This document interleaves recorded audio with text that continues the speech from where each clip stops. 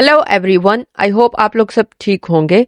आज हम लोग डिस्कस करने जा रहे हैं metaphysical poetry. Metaphysical poetry. So what is metaphysical poetry? Metaphysical poetry is a group of poems that share common characteristics. They are all highly intellectualized, use rather strange imagery, use frequent paradox, and contain extremely complicated thought. एक poet poetry के जरिए अपनी जहानत को एक complicated वे में present करता है। इसे हम मेटाफिजिकल पोइट्री कहेंगे। इस टर्म को फर्स्ट टाइम यूज किया literary critic and poet Samuel Johnson ने in his book lives of the most eminent English poets. इसके अंदर सैमुअल जॉनसन ने इस टर्म को फर्स्ट टाइम यूज किया, जिसके अंदर उन्होंने 17th सेंचुरी के ब्रिटिश पोइट्स के बारे में बात की, जिसमें John Donne, George Herbert, Richard Crashaw, Andrew Marvell and Henry Vaughan, ये कुछ पोइट्स थे जिनके बारे में उन्होंने अपनी बुक के अंदर डिस्कस किया और इस टर्म को कॉइन किया, यूज किया, मेटाफिजिकल पोइट्री। मेटाफिजिकल वर्ड का मतलब क्या है? मेटा का मतलब है आफ्टर, सो मेटाफिजिकल का क्या मतलब है? After the physical. क्या मतलब? ऐसी चीज जिसके अंदर ऐसे सवालात पूछे जाएं जिन्हें हम साइंटिफिकली प्रूव नहीं कर सकते, जिनका हम साइंटिफिकली जवाब नहीं दे सकते।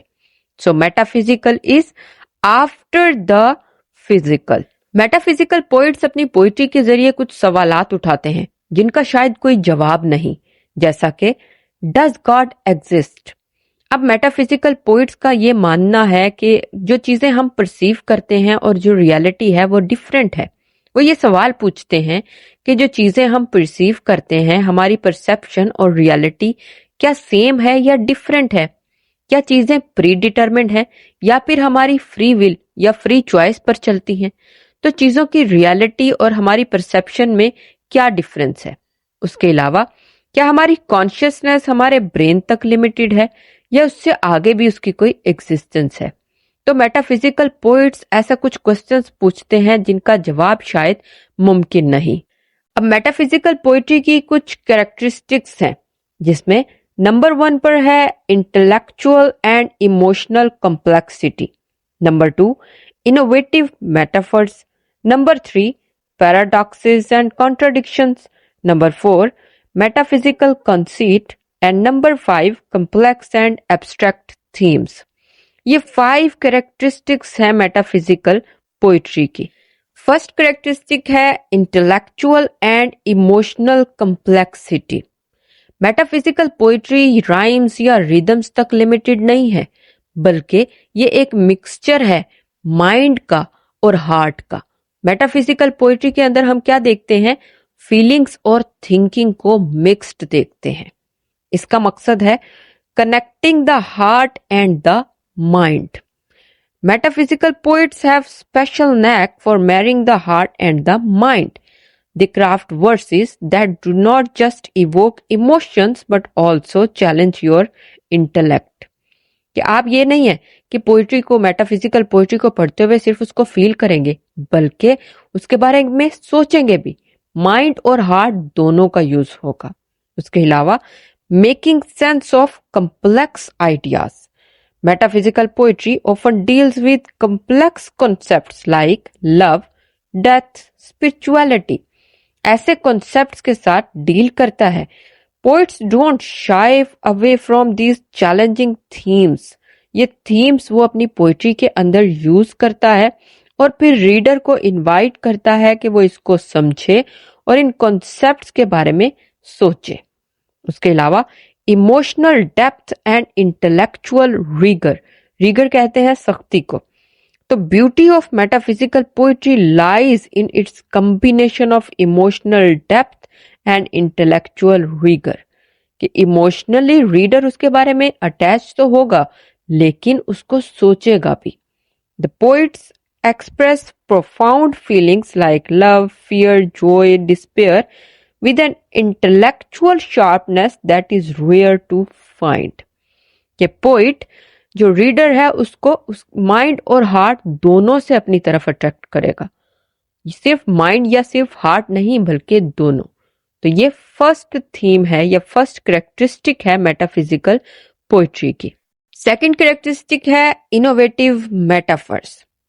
ये वो मेटाफर्स नहीं है जो हम डेली लाइफ में यूज करते हैं, बल्कि ये वो मेटाफर्स हैं जिन्हें मेटाफिजिकल पोइट्स अनएक्सपेक्टेड और इमेजिनेटिव वेज में अपने कम्प्लेक्स आइडियाज को एक्सप्लोर करने के लिए यूज करते हैं, जैसा कि अनयूजुअल कंपैरिजंस करके।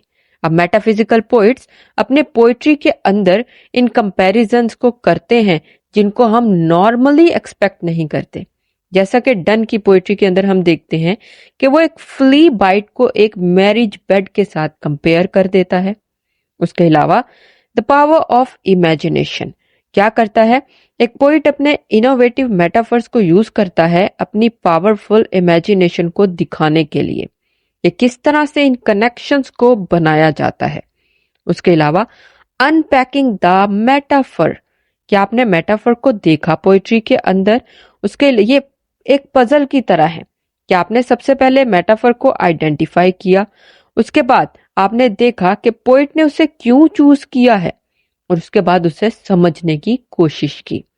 तो मेटाफर्स को यूज करता है पोइट अपने इमेजिनेटिव वेज में अपने आइडियाज को एक्सप्लोर करने के लिए।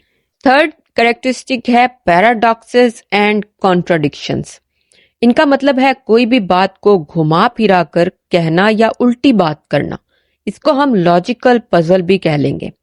अब पैराडॉक्सेस एंड कॉन्ट्राडिक्शंस को मेटाफिजिकल पोइट्री के अंदर जब यूज किया जाता है तो सरफेस लेवल पर तो रीडर को ये लगता है कि ये बहुत कंफ्यूजिंग और अजीब है, लेकिन जब इनको डीपली जज किया जाता है तो फिर रियलिटी तक पहुंचा जाता है, इनको समझा जाता है।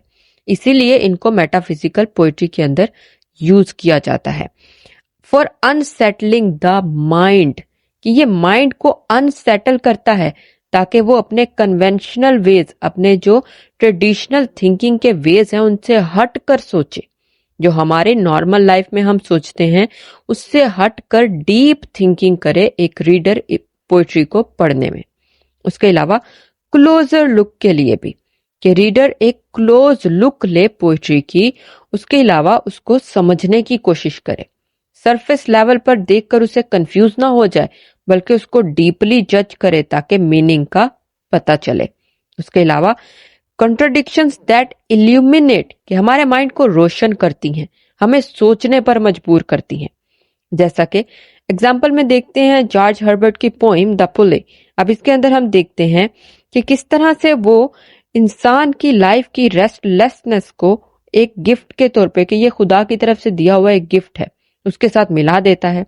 अब सरफेस लेवल पर तो ये बहुत नेगेटिव लगेगा, लेकिन जब डीपली देखेंगे तो हमें पता चलेगा कि हम जब रेस्टलेस होते हैं तो कैसे खुदा के करीब हो जाते हैं। तो ये है कि कॉन्ट्रडिक्शंस और पैराडॉक्सेस को यूज किया जाता है हमारे दिमाग को सोचने पर मजबूर करने के लिए, ताकि हम रियलिटी तक पहुंच सकें। फोर्थ कैरेक्टरिस्टिक है मेटाफिजिकल कंसीट। कंसीट कहते हैं एक्सटेंडेड मेटाफर को, मतलब ऐसा कंपैरिजन जो कि बहुत यूनिक है। रीडर के लिए वो ऐसा, उसको सरफेस लेवल पर ऐसा लगता है कि दो चीजों को कंपेयर किया जा रहा है जो कि रिलेटेड ही नहीं है, जिनका आपस में कोई रिलेशन ही नहीं है। मेटाफिजिकल पोएट्री के अंदर ऐसे रिलेशंस क्रिएट किए जाते हैं, अनएक्सपेक्टेड कंपैरिजंस किए जाते हैं, ताकि रीडर उनको पढ़े और उनको एक्सप्लोर करे, ताकि उसके अंदर डीपली डाइव हो, उसके बारे में सोचे और उन कम्प्लेक्स रिलेशनशिप्स को एक्सप्लोर करे। ये एक जर्नी है हमारी सोच की। मेटाफिजिकल पोएट्री के अंदर पोइट इनवाइट करता है रीडर को एक नई दुनिया में, जिसके अंदर वो अनएक्सपेक्टेड वेज में सोचता है और उसको एक्सप्लोर करता है। तो ये मेटाफिजिकल कंसीट्स को यूज किया जाता है पोएट्री के अंदर। और लास्ट कैरेक्टरिस्टिक है कम्प्लेक्स एंड एब्स्ट्रैक्ट थीम्स, जो कि ब्यूटी है मेटाफिजिकल पोएट्री की। मेटाफिजिकल पोएट्री के अंदर डिफरेंट थीम्स को यूज किया जाता है, जैसा कि love and desire, philosophy and religion, nature and universe. इस तरह के थीम्स को यूज किया जाता है पोइट के इमेजिनेटिव वर्ल्ड को एक्सप्लोर करने के लिए, रीडर के सामने एक नई दुनिया को प्रेजेंट करने के लिए, ताकि वो सोचे उसके बारे में, उसको एक्सप्लोर करे। तो ये लास्ट थीम है कम्प्लेक्स एंड एब्स्ट्रैक्ट थीम्स, कि किस तरह से इनको यूज किया जाता है मेटाफिजिकल पोइट्री के अंदर। तो यहाँ पर खत्म होता है हमारा आज का ये लेक्चर। उम्मीद है आपको समझ आई होगी। आज के लिए इतना ही। मैं मिलूंगी अपनी नेक्स्ट वीडियो में, तब तक के लिए खुदा हाफिज।